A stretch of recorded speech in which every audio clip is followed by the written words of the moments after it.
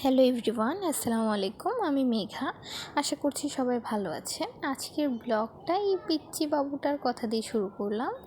ওর সম্ভবত ফটোশ্যুট ছিল, ওর মাম্মা ওকে নিয়ে আসছে এখানে। ও খুব কিউট একটা ড্রেস পরে, বাচ্চাটাও খুব কিউট। আমি গিয়েছিলাম রমনাতে ঘুরতে। রমনাতে একটু সারাদিন টায়ার্ড হয়ে একটু রমনাতে গেলে, ওখানকার চারপাশ দেখলে, পরিবেশ দেখলে হয়তো একটু ভালো লাগবে, মনটা শান্ত হবে, তাই গিয়েছিলাম হাঁটাহাঁটি করতে। তো যাওয়ার পরে আমি এখানে অনেক কিছু, এই যে ওই মেয়েগুলোকে দেখলাম, ওরা এখানে এই ফুলের যে একটা ঝামেলা, আপনি নিতে চান বা না চান ওরা জোর করে দিয়ে দেবে। এমনিতেও ওদেরকে ভালোই লাগে, কিন্তু এই ফুল দেওয়ার টাইমে আর ভাল লাগে না আমার। জোর করে কেন ফুল দিতে হবে? টাকা নিক, সমস্যা নেই, কিন্তু ওদেরকে ফুল দিতেই হবে। রমনার এই সবুজ প্রকৃতি সবাইকেই কাছে টানে। ঢাকায় আছে কিন্তু রমনা চেনে না এমন মানুষ আমার চোখে এখনও পড়েনি। এর চারপাশের গাছপালা, লেক সব কিছুই যেন আমাদের সবাইকে তার খুব কাছে টানে। ঢাকার মধ্যে কি আমাদের বাংলাদেশের মধ্যে সবচেয়ে বড় পার্ক তো এই রমনা পার্কই। আমার খুব ছোটোবেলায় যখন আমি ক্লাস 4-এ পড়ি, তখন আমি আব্বুর সাথে প্রথম রমনাতে এসেছিলাম। আম্মু ছিল না, আমি এখানে ঘুরতে এসে আব্বুর সাথে রমনা, শিশু পার্ক এগুলো ঘুরে গিয়েছিলাম।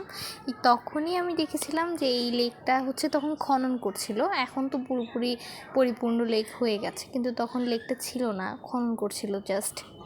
এখন এই লেকের পাশে আমি চাইলে সারাদিনও বসে থাকতে পারবো, যেন একটা শান্তি শান্তি ভাব চারপাশে। আকাশের দিকে তাকিয়ে থাকলে আকাশটা এত সুন্দর, আর আকাশের সাথে এই গাছপালার সবুজ রঙটা একদম মিলেমিশে একাকার, সাথে পানি।